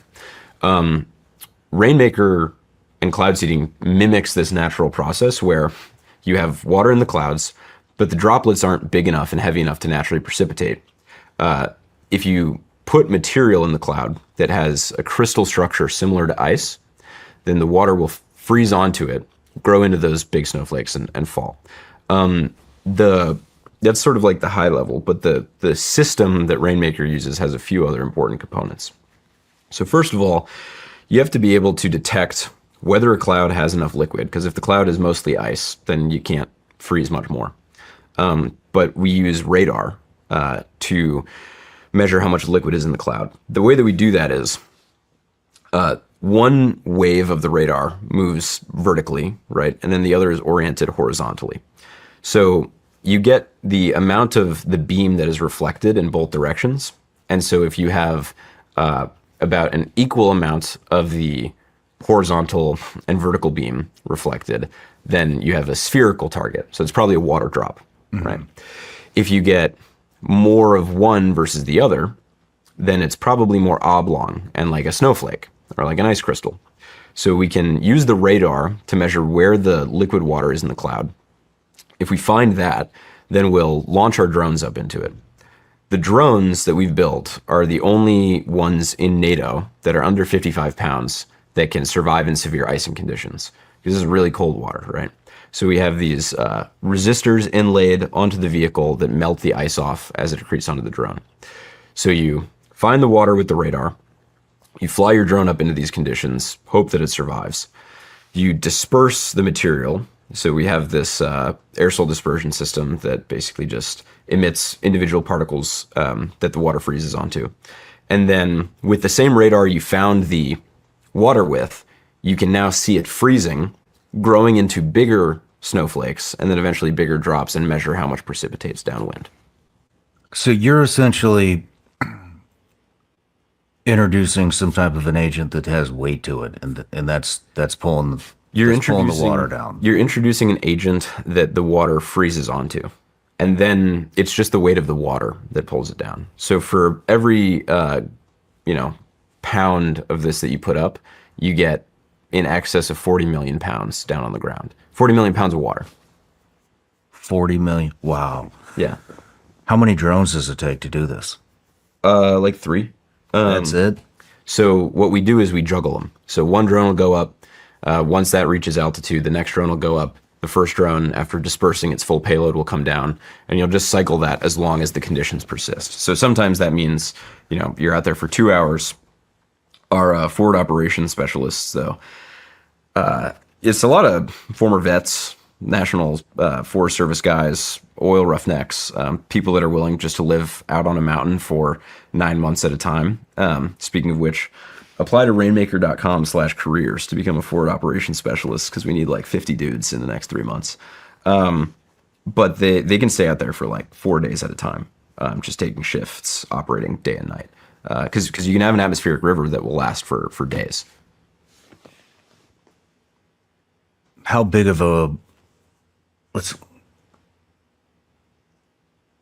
how exact can you pick a location to have it rain on? So I cannot make it rain over the house of your enemies. We are not precise enough to target some individual person's house or something like that. We're not even precise enough to target an individual farm. So we're talking about 100 to 500 square miles at a time. In certain cases, up to like 1,000 square miles at a time. Sorry, go back. So the smallest would be The smallest would basically be like an average size city.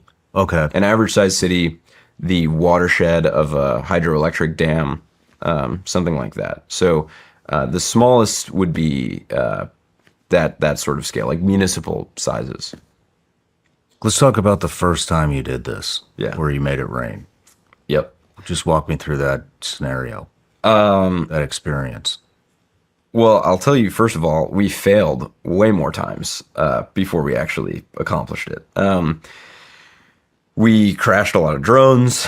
We did not have the system to actually target liquids, so we were flying into clouds that were just ice, so we couldn't affect them at all. It was a pretty. Everybody that's on the Rainmaker team is pretty tough for having stuck out that period. It's sort of like, all startups think about how Elon blew up 3 rockets before he actually launched one into space. Like, we had a lot of drones crash before we actually were able to make it precipitate. And so we were up in northeastern Oregon in a town called Pendleton. It's where Pendleton wool is from, if you know it. It's a town of 16,000 people, 2,000 of which are in a prison. Most of the rest are farmers. So super, super small spot. We have a team of forecasters that saw that there was an atmospheric river coming in. The clouds were about 2 kilometers thick, almost all liquid.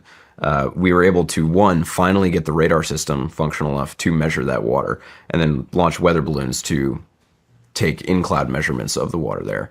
And then we were just flying drones for hours and hours. And we didn't have the processing capability live yet to take live measurements. So we were just out there operating, flying drones for a few hours. And then we pack up, go back to the warehouse that we were all living out of, look at the radar data, and then saw from the time that we started operating about 15 minutes afterwards, this plume on the radar exclusively downwind. So this whole big cloud system wasn't precipitating, and only on the radar do you see downwind where our particle plume was, an increase in precipitation. And another thing that I guess this is an opportune time to share is there was a snow day at the local school district, 15 miles north of where we were, where the wind was going. So that was a pretty cool thing to have done for the kids there locally. It was, yeah, that was back in, December 12th of last year. Wow. So you just got it done within the last 6 months. 6 months. We, Rainmaker has kind of been like this, and then that, just like rapid growth trajectory since we were able to do it. Have you been in your own rain? Snow. Yeah, our own snow. It's actually way easier to make snow than it is rain. Why is that?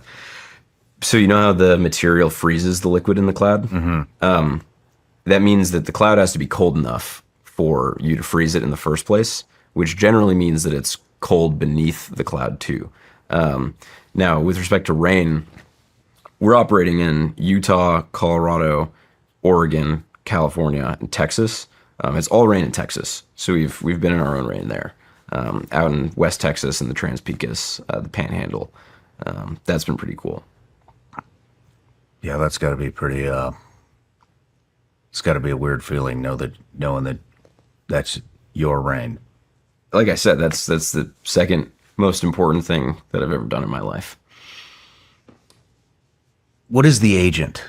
Yeah, so silver iodide. That is what has been used in one form or another for the last 60 years.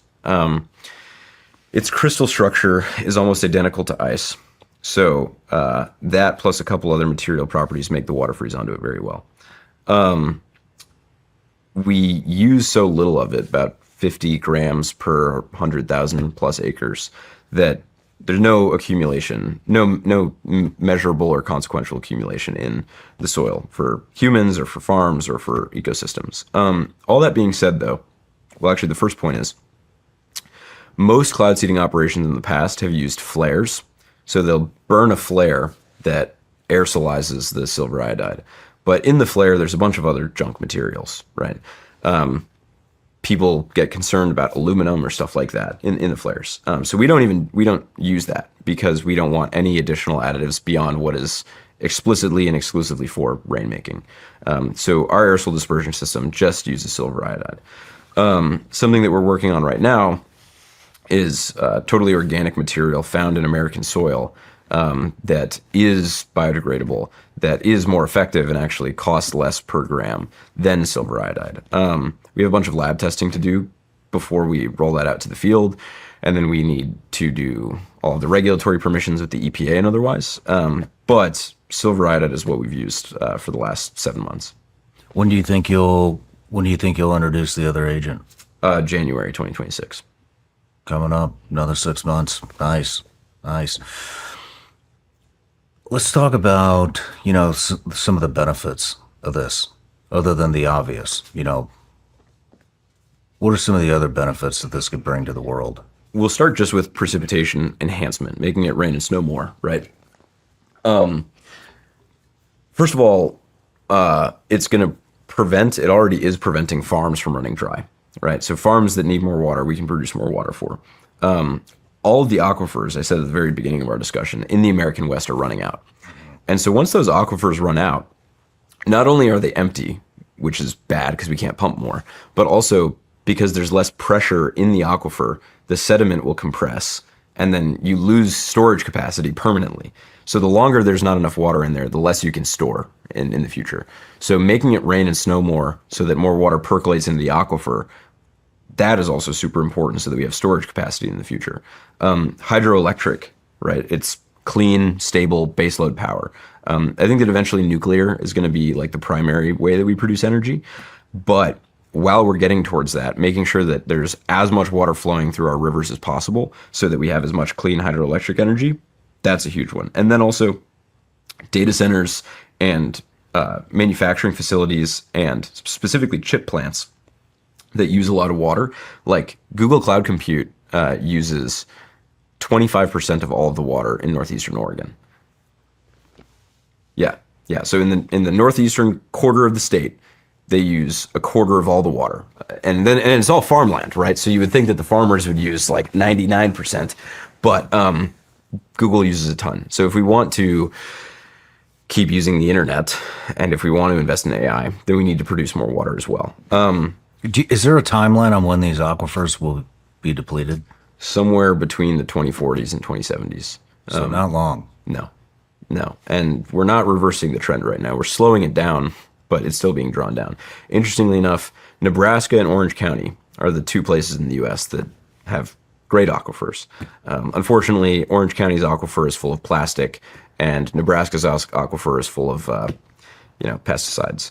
So not great, but at least they have the water. So yeah, without cloud seeding, we run out of water. That's number one. And then with respect to other stuff, like people have proposed means of doing hail suppression. So targeting a storm before it dumps golf ball or baseball sized hail. If you can freeze the liquid in the cloud into really, really small snowflakes before they freeze onto bigger stones and grow into bigger stones, then you can reduce the amount of damage done by that as well.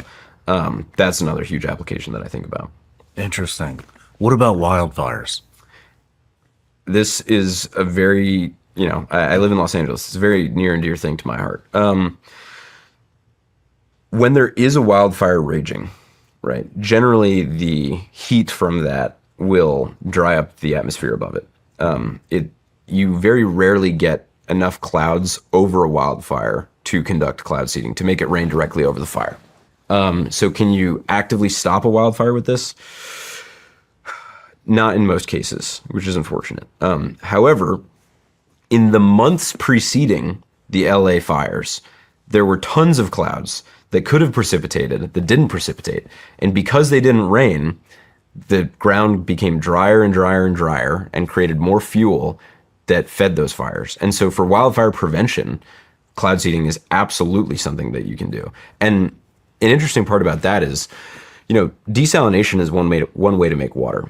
Desalination, you can produce about a cubic meter of water for 40 cents. Cloud seeding, it's about 1/10 of a cent, so it's way, way cheaper. But if you're doing desal, you can't really use that water to do wildfire prevention because you would need a pipe to move it over every square inch of the land that you're trying to make wet. Well, with cloud seeding, you actually naturally distribute it over the entire area. So you can keep that soil moist, you can keep those plants green, and then reduce the risk of wildfire going forward. So I think that really it's going to be keeping farms alive, keeping industrial capacity alive, keeping southwestern cities from running out of water so that people have to move out of them, and then wildfire prevention as like the main cases for us. So the wildfire prevention would be proactive. It wouldn't be a immediate response to it wouldn't be a course of action as an immediate response to a wildfire. Correct. How long would it take to? I would think it wouldn't take very long to prevent wildfires.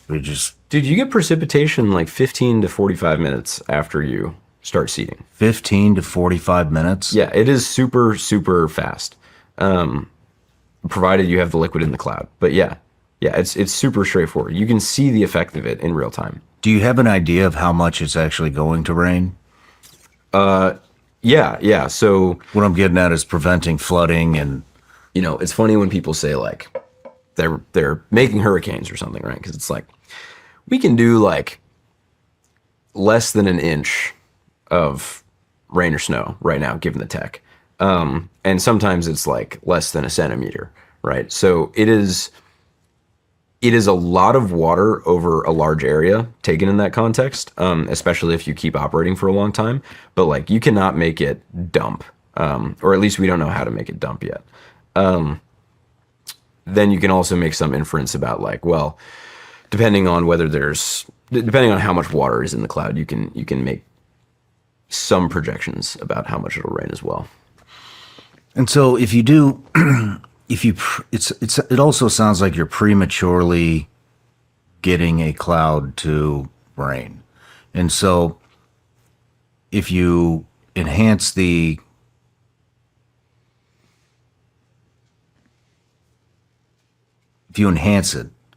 and it dumps before it gets to where it's going, I mean, who would you be pulling water away from? Classic question also, Mr. Ryan. In the industry, that's called stealing from Peter to pay Paul. If you make it rain more in one place, will it rain less downwind? So I mentioned at the beginning of our conversation too, you can think of the water in the sky, the atmospheric rivers, kind of like how you would think about a normal river. The Colorado River, all of its water is allocated already, right? Everybody already draws down from that. It is 100% utilized, which is why by the time it gets to Mexico, there's not much there. There is about 10x more water in the atmosphere over the US that isn't precipitating. So there's 10 times more that we could tap into before we even get into a question of whether it's going to reduce precipitation downwind. That's really important because I want to play a positive sum game, right? There's not scientific publication at this point in time to suggest that there's going to be less precipitation downwind. But I think that as we scale this operation a lot, you're going to see, the movie Chinatown? Yeah.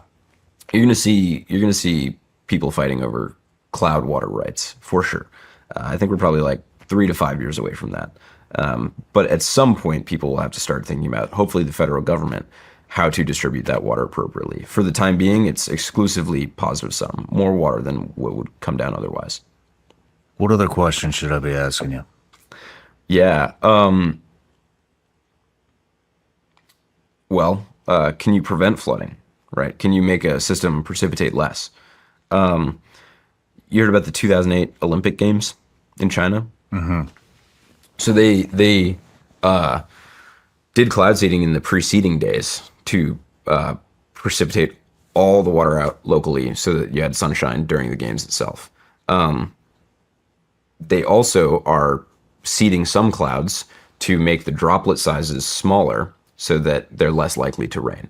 That's way harder to prove the effect of because if you see the water change from liquid to ice exclusively in your flight track, then like it's pretty easy to say, okay, that's man-made. That was where you were flying. But if you only see the droplet sizes change, anyway, it's kind of like a hard radar problem.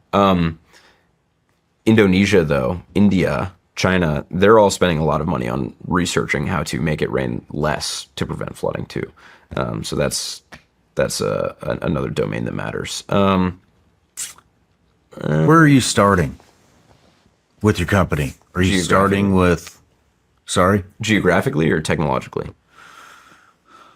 Geographically. So we're based in Los Angeles, which I win no points in Tennessee for being based in Los Angeles or Florida for that matter. Mullet Man Tech Bro does not play very well in the state legislature here. But we operate in Utah with their Department of Natural Resources, Colorado with their Department of Natural Resources. We're about to begin in Idaho and Wyoming, Oregon, California, Texas. We just started this week our first deployment in Latin America.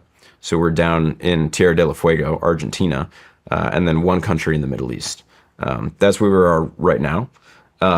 Really, the majority of our business is going to be in the Western United States, the Middle East because it's dry, and then Latin America because it's dry and fairly deregulated. Southern Latin America, that is. So let's talk about Western United States. I mean, what does that look like? Is this experimental still, or? No, we're making water. So the state of Utah, I might be a little bit more conservative than this, but the state of Utah Department of Natural Resources measured that we produced 186,000 acre feet of water in the state this past year. It's about 6% of all the water that's consumed by the state of Utah. And that's all in the form of snowpack that melts and runs off into these cities' watersheds. And so why do they want you to do this? I mean, is it the aquifers or is it farming or? There's no water. It's all of the above. So, yeah, the aquifers are running out. The farms, the states actually pay to the tune of tens of millions of dollars a year. And then at the federal level, hundreds of millions. They pay farmers not to farm. They pay them not to farm because they don't want them to use the water. No kidding. Yeah. So what we've provided as an option for them is a way to make more water so that the farmers can keep farming and you still have enough water. So it's a win-win there. And then in Utah in particular, the Great Salt Lake is depleting every year. And as that body of water gets smaller and smaller, all of the arsenic at the bottom of it gets kicked up. And so you have these respiratory issues that are coming. And so one of the biggest priorities of the state of Utah is to make more water for the Great Salt Lake. And so something that I want Rainmaker to participate in the next 2 years is preventing the evaporation of the lake. So, when you do that, I mean, how big of an area do they want you to cover? The Bear River Basin. So there's really one primary river that flows into the Great Salt Lake. And so we're still finalizing this, but we're negotiating an interstate compact between Utah, Wyoming, and Idaho right now to cloud seed with about 30 people distributed over a few thousand square miles as the river flows from Utah into Wyoming, into Idaho, and then back down into the Great Salt Lake in Utah. Do you ever miss the target? No, the target is the whole watershed. So as long as it ends up between these huge mountain ranges, then you're square. So that's not an issue. Right on. Sometimes we crash drones, though. That still happens. How do you see this getting implemented throughout the world as time goes on and more people open up to the idea? I think that so our goal for the operations between October 2025 and April 2026 is to produce 10 billion gallons of water unambiguously just in this one project in northern Utah. If we do that and have all the radar data to back it up, that puts us at parity with the production of the biggest desalination plant in the United States. If we succeed in that mission, then I think we're about 2 years away from becoming the biggest water utility in the Western United States. I think that people will think about water utilities and water production as something that cloud seeders do rather than like dam operators do. We'll be a huge utility first. And then as time goes on, as we get into all the other sorts of applications, we'll probably work with crop insurers and farmers to help prevent crop failure. We'll probably turn a lot more hydroelectric power online. And then the fun terraforming stuff is kind of like 5-10 years away. How precise do you think you'll get? Do you think you'll get to the point where you can just do a farm field? There's something called a cloud microburst. So when you have a ton of convection, and these clouds kind of collapse very suddenly. This happens in nature already. You can make it rain over tens of acres at a time. There are theories about how to do that. I'm mostly focused on getting the current tech to scale, but there's a world where that happens before 2030. How far out does the cloud need to be seeded before it rains? So like I said, it's like 15 to 45 minutes before you get that beginning of precipitation. So if a cloud is moving at 10 miles an hour, maybe you want to seed it 5 miles upwind. That's it. Mm-hmm. Wow. But this could also, fix starvation crises all over the world. Yeah, have you heard of I think it's Mark Twain who said it. Whiskey's for drinking and water's for fighting over. Sorry, I know we were just talking about sobriety earlier. But right now, if you look at like the border of Egypt, Sudan, and Ethiopia just built a dam on the Nile River. Egypt will collapse if they do not have enough water. They will go to war with Ethiopia over water if they do not get enough from the Nile. The Jordan River, which flows through and supplies water to and gets water from Israel, Palestine, Jordan, Syria, and Lebanon, that's a real hotspot for water rights, right? If there's not enough water there, tensions will rise. China is building dams in Tibet to prevent water from flowing into India. If Eastern India doesn't get enough water and those people are at risk of starvation, India will go to war with China to destroy those dams. Can you prevent someone from building a dam in their own territory? No, maybe you can negotiate that diplomatically. But even if they do build a dam, if you can make it rain more on your side of the border, then you can provide water supply to mitigate the risk of conflict like this breaking out. So I think that for the sake of, one, preventing wars by ensuring that people have access to enough water, and two, feeding people so that you don't have mass famine, like that's absolutely necessary. And something that people don't think about, right, is like, okay, in the US, everybody can more or less go buy like a bag of chips or something at the store. Like, there are people that are hungry. There are not that many people that are starving in the United States. But the less we farm, the more people around the world will starve because our agricultural exports feed hundreds of millions. If we run out of water, yeah, fine. Maybe like folks in Sacramento won't have any issues. But the people that are eating the pistachios or wheat that we produce, they will have real like life-threatening problems. Like water supply, I think the only thing more important than that is probably like oxygen. And then after that, energy, right? We need those three things to have a civilization at all. And to keep people from starving, we should be cloud seeding. We all see it. Prices are up across the board. Gas, groceries, home repairs. And if you're a homeowner, you've probably wondered whether it makes sense to refinance and knock out that credit card debt. But then you hesitate because of that low mortgage rate you're holding on to. The thing is, the low rate doesn't help much if you're stuck paying 25% interest on credit cards. That math adds up fast, and it's likely costing you a lot more than you think. Here's the truth. If you're only making minimum payments, the debt will follow you for years. That's why people are calling American Financing, because they're saving customers an average of $800 a month by using their equity to finally break free from credit card debt. You owe it to yourself to see what's possible. No upfront fees, no pressure. It costs you nothing to find out what you could save every month. And if you start today, you may be able to delay 2 mortgage payments. Call American Financing today at 866-781-8900. That's 866-781-8900 or americanfinancing.net/SRS. At True Classic, the mission goes far beyond just great materials and a good fit. It's about helping men show up with purpose and feel sure of themselves. Their clothes are designed to fit right and priced so that any guy can feel confident without overspending. True Classic was founded to make a real difference, and that's what makes them stand out. They're driven by purpose, whether it's helping men feel their best day to day or giving back to communities in need. I've been wearing True Classic for a while now. Whether it's working out, going out to dinner, running to meetings, you can feel the difference the moment you throw one on.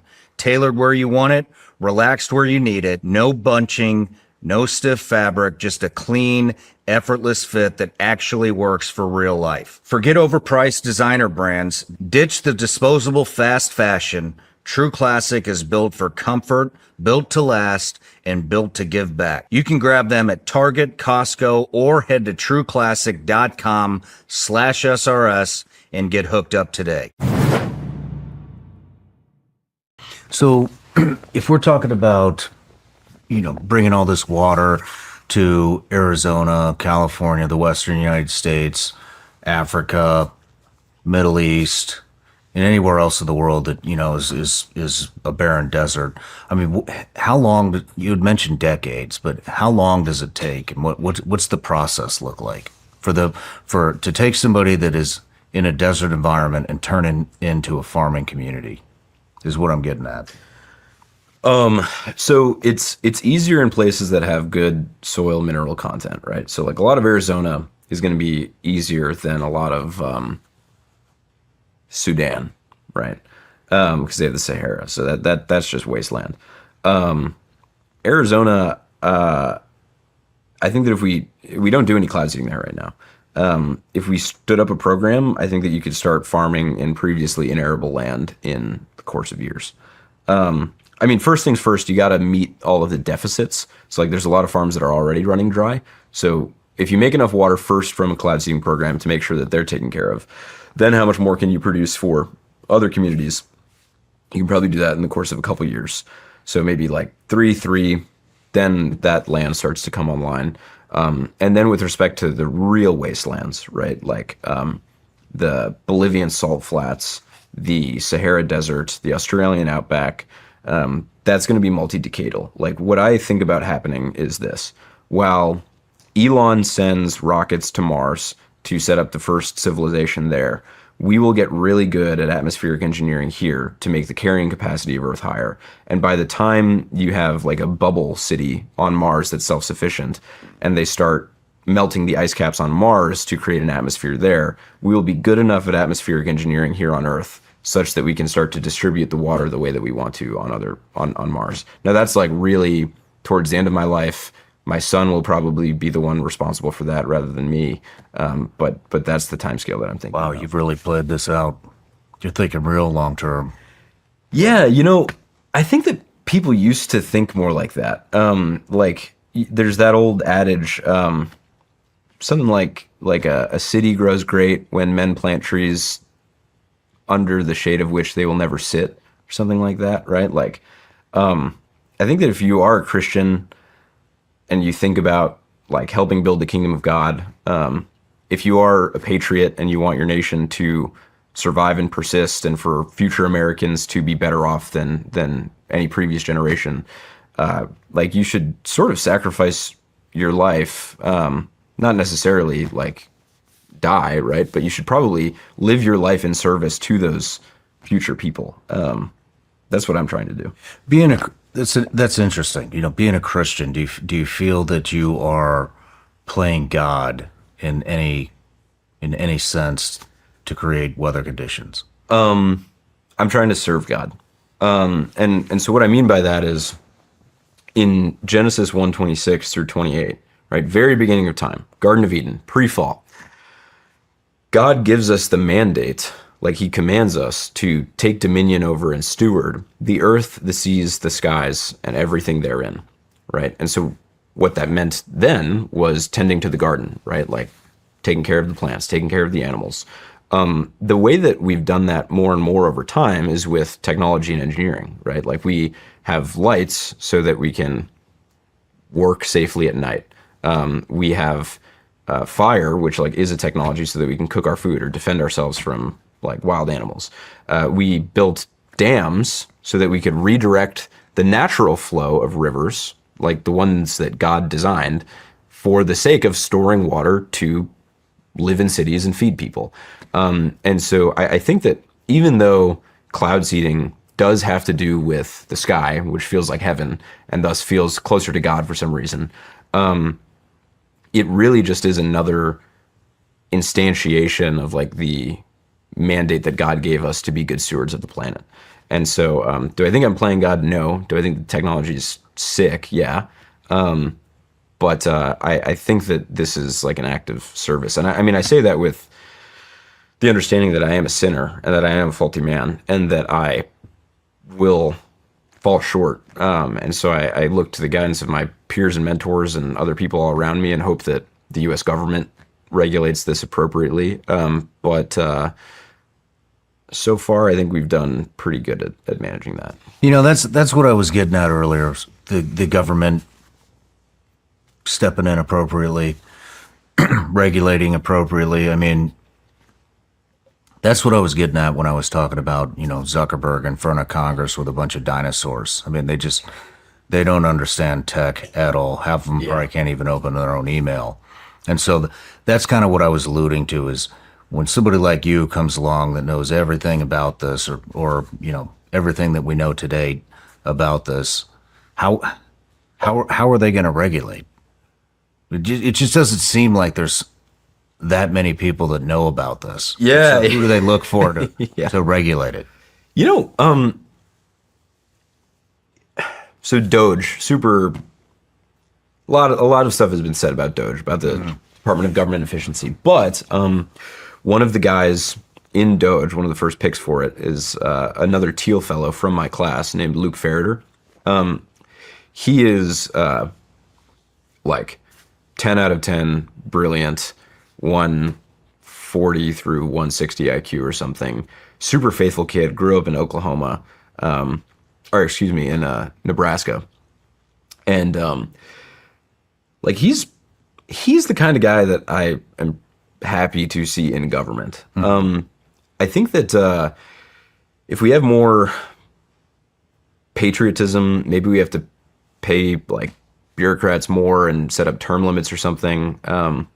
I think that there's a world where we have like good enough people in government to manage and regulate these things. Like we did in World War II, right? We were able to set up like a clear, safe nuclear energy regulatory structure, and built a lot of energy that way. So it's possible, right? Like even though things are bad now, it doesn't mean that they have to be. It's not a fact of a decaying empire. Like I think that we can come back from that. I mean, the knowledge. I'm not talking about. We'll get into the corruption and all that kind of shit. Sure, but just like how do you? I just mean the knowledge. You know, that's what I'm getting at, and that's what I'm talking about with Zuck and the government is you have a tech genius talking to 80-year-old people. Yeah. Who didn't, do you see what I'm saying? And so they don't even have the knowledge to even hold the conversation with him. How would you do it? How would you regulate it well? How would you get them up to speed? How would I do it? I would probably, I don't know how I would do it. I would have to set up some kind of new agency or something inside NOAA, that I would have to put a lot of money towards researching this. And then, I think, but they can't use you to set up the regulations because It would probably be a little biased, wouldn't it? Yeah. but I guess that's how I would do it. How would you do it? Well, Rainmaker's work is built off the work of scientists from the last couple decades at the National Center for Atmospheric Research, in particular at the University of Utah, at Utah State University, at CU Boulder, at Colorado State University, at MIT. Probably one, not deleting like all the National Science Foundation budgets to like keep those organizations alive. So there are objective third parties that have done research on it. Like that's important. And then using them as gangs of experts. Like I've been running around state capitals testifying, and if the departments of environmental protection were able to call on expert witnesses from the scientific community, that would be good. I don't even know if people really trust scientists anymore, though. So, yeah, it's probably something to the effect of a new agency that, you know what you could do? You copy China's regulation. Maybe not exactly that, but at least take some inspiration from them, given that they are benefiting the lives of Chinese people through their program. Now diving into the corruption, I mean, lobbying firms, I don't know who you would be pissing off. I would imagine you're pissing off the utility companies because somebody's making money pulling water out of those aquifers, and they've been making money for a long time, and sure, they're very powerful people. I mean, I would imagine, in generally, my outlook is those people do not have the best interest of the population. They have the most interest in, their estate, their assets, the money they're making. And so are you working against them, do you think? Well, do they have lobbying firms going out and talking to the governments and talking about all of the, I think reasons why you can't do this because it's going to affect their bank account, their bottom line? I think we're early enough that hasn't happened yet. I think a convenient thing about us, like unlike nuclear, where like oil and gas advocate against nuclear to some extent, right? Like that's a real trade. Water, very few people have enough of it, so I think most everyone wants more. It's pretty bipartisan. Like it's pretty hard to say like, no, we shouldn't have more water. But I think the bad outcome is one where like weather traders that trade on futures that are betting on severe weather or droughts or crop failures don't want to see this through because you can make money off of those trades. I think there's that situation, but I haven't yet encountered anybody that seems to be like knowingly, maliciously trying to prevent like a good technology from coming to market. What could go wrong? What could go wrong in doing this? The only thing that comes to my mind, is floods, and then, not knowing the effects of who you're stealing the rain from, where the wind's blowing. But I mean, if there was a miscalculation and it dumped on insert city. Yeah, I mean, so They don't have, you had just mentioned, Dubai didn't have the drainage. They weren't able to take on that amount of water. I mean, it could be devastating. yeah, I think the Mudslides. yeah the simple way to get around that is you just don't operate in highly populated areas, right? So like the Rocky Mountains, relatively unpopulated, but all of the snow and rain that goes there runs off into the cities that into the reservoirs and rivers that do benefit the cities, but tens or hundreds or thousands of miles away. So you can mitigate for that risk by operating in more remote areas. What could go wrong beyond that? Yeah, I think that you covered most of the bases there. It is if someone was totally irresponsible and totally irregulated operating over a highly populated area that you could run the risk of avalanches. But avalanches or floods. But in order to do that, like I said, you'd have to be operating totally irresponsibly. You'd have to have like either bad science or malicious intent. You would have to skirt around the existing regulations that require you suspend operations if there is any risk. So we have like a pretty solid framework to prevent any sort of disasters from happening there. Like what if? Yeah, I don't know. I think those are probably the big ones. I mean, when you talk about malicious intent, do you think that this could be weaponized? We know that it can be weaponized. So we know that it was weaponized in Vietnam. I would be surprised.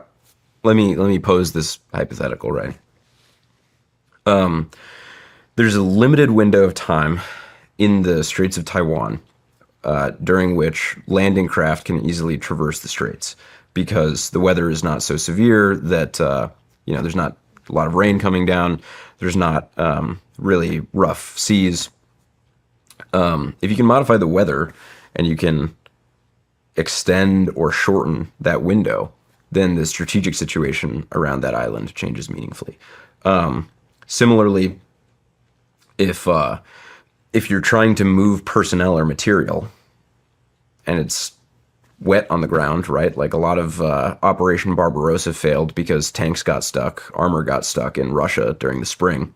If you can make it more wet on the ground, then that would have some tactical consequence as well.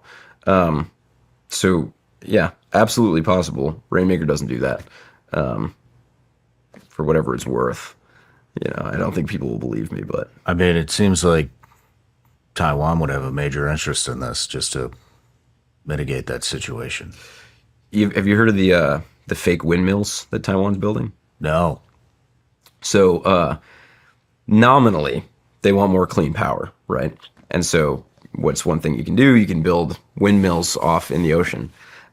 Actually, though, also, you can build something that looks like a windmill that isn't even connected to grid power and then station, underwater drones or boats or helicopters or aircraft on the pads that are for the windmill, and then be 30, 50 kilometers farther out to sea as like a first line of defense. Interesting. Now, at the same time, China is building windmills, like right next to Taiwan's windmills. So there's a bit of a chess game happening right there with fake energy resources. I think China's just building islands. Yeah, they are. What's it called? The 9-dash line or something? Yeah. 7-dash line. Yeah, they're building islands. They're sending their Coast Guard boats after like fishing ships and stuff. Their fishing ships are harassing other navies. There's Chinese fishing boats. If you look out at the ocean from El Salvador or Costa Rica or I think Guatemala too, if you look at the ocean at night, it looks like you're looking at a city because of all the lights. Those are just enormous Chinese fishing boats that are tearing fish out of the ocean. Same problem in Argentina. Their fisheries are getting destroyed. And up in Alaska, even too, to some extent. Like, they are harvesting so much fish so unsustainably in other countries' waters. And we don't even do anything about it. Jeez. Yeah. Jeez. You know, we're wrapping up the interview here, but I think that the UN reported there are approximately 2.2 billion people without water or with a very limited supply. I mean, if you work the metrics on that, on how big of an impact you would have on putting a dent in that 2.2 billion. The ultimate goal is to serve a lot more than 2.2 billion people, right? Like, eventually there will be 20 plus billion people on the planet, and we need to figure out how to make water enough for all of them. And it's not just going to be cloud seeding. We should build more desal. But the plan is to make Earth unrecognizably lush and green and abundant and prosperous. And we need a lot of water to do that. And so we're going to have to get, one, the system that we have scaled and deployed throughout all of the world. And then two, the system will have to be more sophisticated and efficient than it is now, so that we can produce water for the next 10 billion people that live. We'll start with the people that are in water-stressed regions right now. Like, we're operating in one of the most water-stressed countries in the world, in the Middle East, I mentioned. And that's probably what the next 3 years will look like. And then after that, like, getting above baseline is going to be the next problem. Well, man, it's a fascinating conversation. Very innovative. Very Thanks, innovative. I love talking to innovators. And Well, then I'll say in closing here, there's a town in Los Angeles called El Segundo. It is named after the second Standard Oil refinery that was ever built in California, El Segundo the second. Half the town is just an oil refinery. The other half of the town is small warehouses that are just full of deep tech startups, hardware startups. There's 3 fission companies.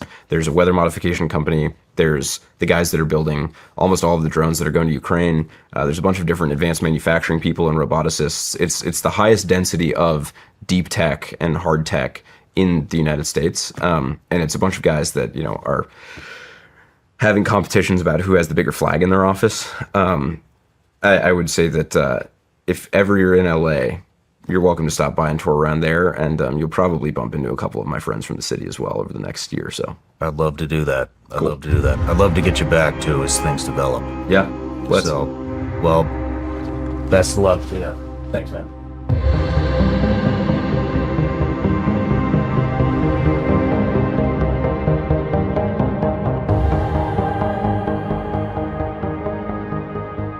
No matter where you're watching Shawn Ryan Show from, if you get anything out of this, please like, comment, subscribe, and most importantly, share this everywhere you possibly can. And if you're feeling extra generous, please leave us a review on Apple and Spotify podcasts.